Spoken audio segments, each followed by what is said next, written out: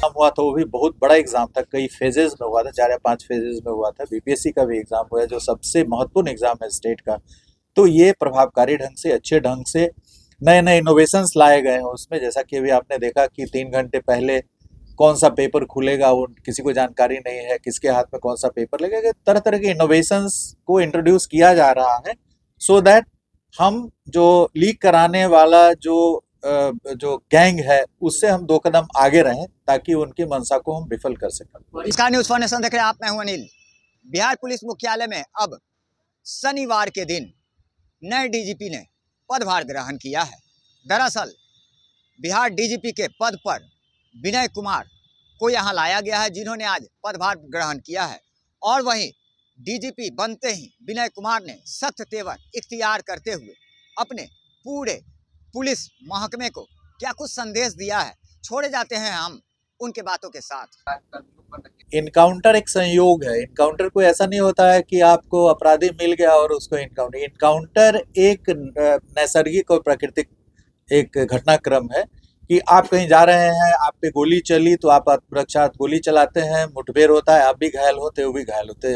ऐसा कोई इच्छा शक्ति के अनुसार नहीं कि आपकी इच्छा हुई कहीं इनकाउंटर कर दिए। तो इनकाउंटर एक प्राकृतिक कालक्रम में होता है, ये कोई वेल डिजाइंड तरीके से नहीं होता है। इसलिए इनकाउंटर हम लोग भी काफी सारे इनकाउंटर किए हैं, लेकिन कहीं पे भी कोई ऐसा उंगली नहीं उठाया कि है इनकाउंटर।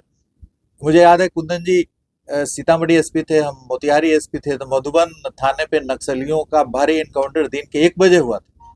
हम लोगों ने इनकाउंटर किया, दर्जनों लोग उसी दिन मारे गए, फिर अगले दिन भी कई लोग मारे गए थे, बहुत गिरफ्तार हुए थे और काफी उसमें गिरफ्तारियां भी हुई थी पूरे स्टेट लेवल पे। तो उसमें कोई ऐसा नहीं कि आप सर एक सवाल है सर कि आपकी पुलिस जो है कोई उतना डायरेक्ट उतना संबंध नहीं, अप्रत्यक्ष रूप से संबंध है, लेकिन कोई ऐसा प्रत्यक्ष रूप से संबंध नहीं है। कन्विक्शन का जो रेट है डिपेंड करेगा कि आपके गवाह कितने मजबूत है, गवाह कितने निर्भीकता के साथ गवाही दे पाते हैं। हमारे जो पुलिस के पदाधिकारी हैं वो न्यायालय में कितनी सख्ती के साथ अपना एविडेंस दे पा रहे हैं, जो एविडेंस दे रहे हैं वो कोर्ट के द्वारा ग्राह्य है या नहीं है, एडमिसिबल है या नहीं है। तो इन सभी चीजों पे डिपेंड करता है। उसके लिए क्या करें? उसके लिए अनुसंधान को काफी गुणात्मक अनुसंधान में गुणात्मक परिवर्तन की जरूरत है। और जैसा कि आप जानते होंगे कि हमारे पास 2013 में सिर्फ पटना में ही एक एफएसएल था। आज के डेट में 3 एफएसएल फंक्शनल, 4 फंक्शनल, राजगीर भी फंक्शनल है और 9 और रीजनल फोरेंसिक साइंस लेबोरेटरी के भवन निर्मित हो गए हैं। उपकरण के क्रय की प्रक्रिया अभी जारी है और 1 साल के अंदर मैं उम्मीद करता हूं कि हमारे प्रत्येक पुलिस क्षेत्र में क्षेत्रीय विधि विज्ञान प्रयोगशाला कार्यरत हो जाएगा और वैज्ञानिक अनुसंधान के आधार पर हम कांडों को जब न्यायालय में ले जाएंगे और अच्छे ढंग से प्रस्तुत करेंगे तो उसमें कन्विक्शन की संभावना काफी बढ़ेगी। समन्वय वो एक सिस्टम बना हुआ है, डीएलएमसी बोलते हैं, district level monitoring committee meeting होती है जो प्रत्येक महीने डिस्ट्रिक्ट जज की अध्यक्षता में होती है। लेकिन वो मीटिंग अपनी जगह पे, उसमें बहुत सारे इशू रहते हैं, उसमें सिर्फ स्पीडी ट्रायल का इशू नहीं रहता, उसमें तरह तरह के इशूज रहते हैं। तो हम लोग जैसा कि पहले भी किए हैं कि जुडिशियरी के साथ, प्रोसिक्यूशन के साथ कॉन्फ्रेंसेस किए हैं, कई बार हम लोगों ने आयोजित कराया था जिसमें हाई कोर्ट के जजेज भी आते हैं, डिस्ट्रिक्ट जुडिशियरी के लोग आते हैं, पुलिस वाले रहते हैं और उससे जो भी रोड ब्लॉक्स रहता है, जो भी इम्पेडिमेंट्स रहता है उसको हम लोग रिजॉल्व करते हैं। तो उस तरह की कार्यशाला भी आयोजित की जाएगी, जुडिशियरी के साथ तालमेल और समन्वय बढ़ाया जाएगा जैसे पूर्व में भी था, और जिला स्तर पे भी पुलिस पदाधिकारी और जुडिशियरी में समन्वय को और के संबंध में नियमों को भी आप जानते हैं जो संशोधन हुआ है, नियमों में संशोधन हुआ है, उसमें भी धार लाने का प्रयास किया गया है। और उसके बाद पूरे राष्ट्रीय स्तर पर जितने सारे स्टेट्स हैं, यूपी हो, राजस्थान हो, सभी स्टेट्स ने इसको काफी सीरियसली लेकर के और नियम अधिनियम में भी संशोधन किया है और इसके लिए एक काफी संजीदगी के साथ, काफी सख्ती के साथ किया जा रहा है। जैसे आपने अभी देखा कि कांस्टेबल एग्जाम हुआ, उसमें किसी भी तरह की कोई त्रुटि नहीं हुई। कल जो बीपीएससी का एग्जाम हुआ उसमें भी जहां तक हम आप ही लोग मीडिया रिपोर्टिंग से देख पाए हैं कि वो कुछ अफवाहें फैली थी, लेकिन कोई इस तरह का मजबूत आधार अभी तक नहीं मिला है कि उसमें क्वेश्चन लीक हुआ। तो हमारा राज्य ही है जिसमें अभी जो बड़े स्तर पे जो कांस्टेबल का एग्जाम हुआ था वो भी बहुत बड़ा एग्जाम था, कई फेजेस में हुआ था, 4 या 5 फेजेस में हुआ था। बीपीएससी का भी एग्जाम हुआ है जो सबसे महत्वपूर्ण एग्जाम है स्टेट का। तो ये प्रभावकारी ढंग से, अच्छे ढंग से नए नए इनोवेशंस लाए गए हैं उसमें। जैसा कि अभी आपने देखा कि 3 घंटे पहले कौन सा पेपर खुलेगा वो किसी को जानकारी नहीं है, किसके हाथ में कौन सा पेपर लगेगा। तरह तरह के इनोवेशंस को इंट्रोड्यूस किया जा रहा है सो दैट हम जो लीक कराने वाला जो गैंग है उससे हम 2 कदम आगे रहें ताकि उनकी मंशा को हम विफल कर सकें। जी साहब, साइबर क्राइम बड़ी चुनौती है। देखिए, साइबर क्राइम्स के प्रति हम लोग पिछले 10 वर्षों से लगातार काम करते आते। पहले सीसीएसएमयू हम लोगों ने हर जिले में गठित किया था। अब सीसीएसएमयू को हम लोगों ने कन्वर्ट कर दिया साइबर पुलिस स्टेशंस में। हर जिले में साइबर पुलिस स्टेशंस हो गए, हमारे सृजित हो गए हैं। जबकि आप साउथ इंडिया में भी देखिएगा, आंध्रा का मैं ऑर्डर देख रहा था, वहाँ हर जिले में पृथक रूप से साइबर पुलिस स्टेशंस नहीं है। तो बिहार उन कुछ राज्यों में से है जहाँ पे हर जिले में पृथक रूप से नोटिफाई हो गया साइबर पुलिस स्टेशन। उसके लिए जमीन हम लोगों ने चिन्हित कर दिया है और कई जगह उसका डिजाइन वगैरह बन रहा है। जल्द ही हम लोग साइबर पुलिस स्टेशन के लिए पृथक भवन का भी निर्माण कर लेंगे। और साइबर पुलिस स्टेशन, जैसा कि आप जानते हैं कि डीएसपी रैंक के पदाधिकारी उसके एसएचओ हैं और साइबर थाने को काफी सुदृढ़ किया गया है 2-3 वर्षों में। और देश में हम पहला राज्य है, प्रथम स्थान पर है जो जितना साइबर फ्रॉड हुआ है उसके जो प्रतिशत बैंक में हम लोगों ने जो रोका है पैसा, जो होल्ड कराया है पैसा, उसमें Bihar is the top state, जिसने I think Manavjit will say 35% और सब 35% हम लोग पैसा, यदि 100 रुपया साइबर फ्रॉड हुआ है तो 35 रुपया हम लोग बैंकिंग सिस्टम में रोक पाए हैं और जो विक्टिम है उसको उतना पैसा हम लोग in due course of time court के आदेश से हम लोग मुहैया करा देंगे। इसलिए साइबर क्राइम के प्रति जो सजगता है, सचेतता है बिहार में, वो किसी अन्य राज्य से कम नहीं है। लेकिन इसमें बहुत कुछ करने की जरूरत है, इसमें बहुत ही ज्यादा कुछ करने की जरूरत है, क्योंकि एकदम ऑर्गेनाइज्ड क्राइम का रूप ले चुका है और तरह तरह के इसमें लेवल्स पे लोग काम कर रहे हैं, भारी संख्या में लोग काम कर रहे हैं। इसलिए इसको राज्य की पुलिस काफी संजीदगी के साथ लेगा, पूरा प्रयास करेंगे। जितने हमारे पर्यवेक्षी पदाधिकारी हैं अनुसंधान की समीक्षा करेंगे और केसेस के डिस्पोजल पे बल रहेगा। जो लॉ एंड ऑर्डर से संबंधित केसेस हैं उसमें जो भी गिरफ्तारियां वांछित है उसको एक अभियान चलाकर युद्ध स्तर पर उनकी गिरफ्तारियां होंगी। लॉ एंड ऑर्डर से रिलेटेड केसेस को भी हम लोग स्पीडी ट्रायल में लेंगे, क्योंकि शुरू में तो कुछ गिरफ्तारियां हो जाती है लेकिन शेष गिरफ्तारियां काफ़ी लंबे समय तक लंबित रह जाती हैं किसी किसी कांड में। तो उन सभी की समीक्षा की जाएगी और उनमें भी हम लोग स्पीडी ट्रायल वगैरह कराएंगे। क्योंकि पुलिस का कार्य कानून में परिभाषित है, जो कर्तव्य है वो सबसे बड़ा कर्तव्य है। जो गुड गवर्नेंस है, सुशासन है, उसका सबसे बड़ा स्तंभ है रूल ऑफ लॉ। कानून का शासन स्थापित करना हमारी सर्वोच्च प्राथमिकता रहेगी।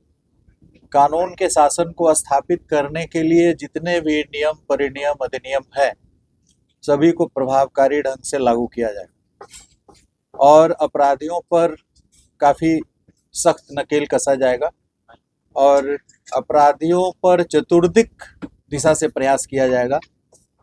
इन्वेस्टिगेशन को प्रभावी किया जाएगा। स्पीडी ट्रायल में धार लाने की कोशिश की जाएगी, क्योंकि स्पीडी ट्रायल पूर्व में भी सुशासन को बुलंद करने में, स्थापित करने में एक प्रबल भूमिका निभाई है और इसका एक बड़ा संकेत जाता है अपराधियों में। स्पीडी ट्रायल को काफ़ी सख्ती से लागू किया जाएगा।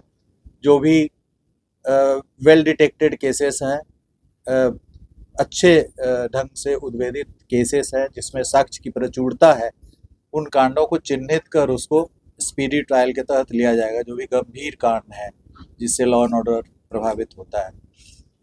अभी आपने देखा होगा कि बीएनएसएस में अपराधियों के द्वारा अर्जित संपत्ति को जब्त करने के लिए पृथक प्रावधान का समावेश किया गया। पहले था कि हम लोग एक पोस्ट ऑफिस का काम करते थे और ईडी के यहाँ भेजते थे अटैचमेंट के लिए, लेकिन अब जो बीएनएसएस में संशोधन हुआ है उसमें अलग से प्रावधान किया गया है कि पुलिस के पदाधिकारी जो अपराध से अर्जित संपत्ति है उसको भी अटैच कर सकते हैं। इस प्रावधान को हम लोग सख्ती से लागू करेंगे, थाना स्तर पे लागू करेंगे और हर थाना को कम से कम महीने में 1-2 ऐसे मामले चिन्हित करने पड़ेंगे, पता लगाने पड़ेंगे अपराधियों की संपत्ति को और उसको त्वरित रूप से सप्ताह भर 10 दिन के अंदर में उसको अटैच करने का पावर पुलिस को है। तो उसको हम लोग सख्ती से लागू करेंगे। जो नया प्रावधान आया है अभी बीएनएसएस में, जो पहले हम लोग ईडी के माध्यम से कराते थे, अब पुलिस जो पहले सीआरपीसी की धारा 102 में हमें सख्ती थी, अब बीएनएसएस में उसको और विस्तारित किया गया है और उसमें प्रबलता प्रखरता लाई गई। उसका हम लोग प्रयोग करेंगे भरपूर ढंग से और उसका तुरंत हम लोग प्रारंभ करा देंगे। इसके बाद जो आर्म्स एक्ट के अंतर्गत, उसके बाद फिर जो एनडीपीएस के अंतर्गत है या लीकर जो हमारा प्रोहिबिशन एक्ट है उसके अंतर्गत जो केसेस दर्ज हो रहे हैं, उससे जो संपत्ति अर्जित कर रहे हैं उसको भी लिया जाएगा इस दायरे में। और बड़ा आसान है उसको पता करना कि हमारे जितने चार्जशीटेड लोग हैं, जो चाहे प्रोहिबिशन एक्ट में हो, एनडीपीएस एक्ट में हो, उनकी संपत्ति का पता किया जाएगा। संपत्ति को पता करने के भी तौर तरीके बहुत सारे, अब सिर्फ इंटेलिजेंस पे नहीं लेकिन बहुत सारा डेटाबेस है, उससे हम लोग पता कर सकते हैं। और इन सभी चीज़ों को सिर्फ अनुसंधान करना ही हमारा काम नहीं होगा, बल्कि अपराधियों के द्वारा अर्जित संपत्ति पर कड़ा प्रहार करना पड़ेगा। क्योंकि जब अपराध के माध्यम से संपत्ति अर्जित करेंगे और वो संपत्ति उनकी रहेगी नहीं तो फिर अपराध करेंगे क्यों। इसलिए सबसे बड़ा कारण है कि वो संपत्ति का उपभोग करते हैं, निरंतर रूप से करते हैं, निर्बाध रूप से करते हैं, इसलिए उस पर अंकुश लगाना हमारी प्राथमिकता होगी। अनुसंधान का जो क्योंकि पुलिस का कार्य कानून में परिभाषित है, जो कर्तव्य है वो सबसे बड़ा कर्तव्य है, जो गुड गवर्नेंस है, सुशासन है, उसका सबसे बड़ा स्तंभ है रूल ऑफ लॉ। कानून का शासन स्थापित करना हमारी सर्वोच्च प्राथमिकता रहेगी।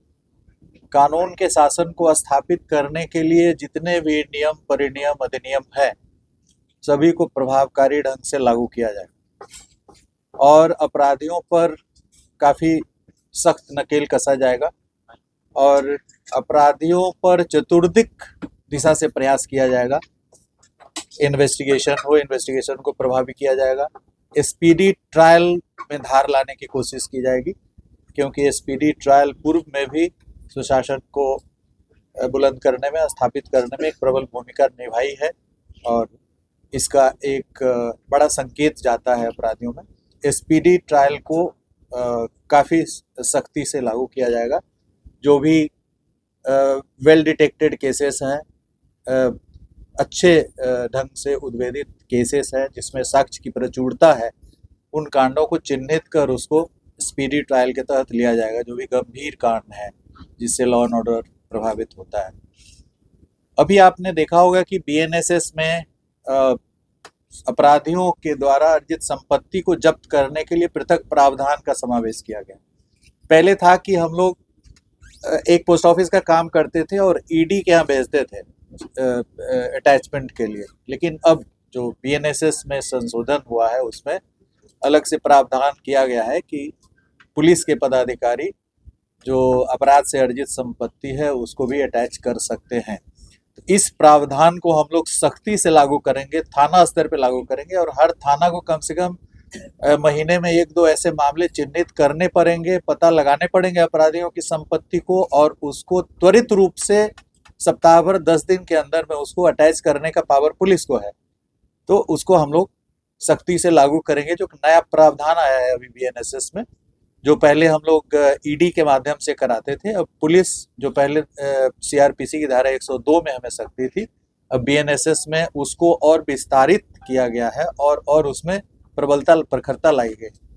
उसका हम लोग प्रयोग करेंगे भरपूर ढंग से और उसका तुरंत हम लोग प्रारंभ करा देंगे। इसके बाद जो आर्म्स एक्ट के अंतर्गत, उसके बाद फिर जो एनडीपीएस के अंतर्गत है या लीकर जो हमारा प्रोहिबिशन एक्ट है उसके अंतर्गत जो केसेस दर्ज हो रहे हैं, उससे जो संपत्ति अर्जित कर रहे हैं उसको भी लिया जाएगा इस दायरे में।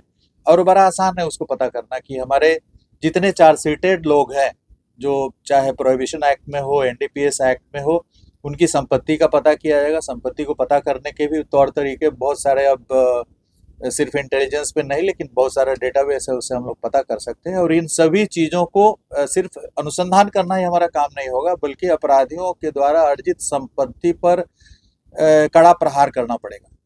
क्योंकि जब अपराध के माध्यम से संपत्ति अर्जित करेंगे और वो संपत्ति उनकी रहेगी नहीं, तो फिर अपराध करेंगे क्यों? इसलिए सबसे बड़ा कारण है कि वो संपत्ति का उपभोग करते हैं, निरंतर रूप से करते हैं, निर्बाध रूप से करते हैं। इसलिए उस पर अंकुश लगाना हमारी प्राथमिकता होगी। अनुसंधान का जो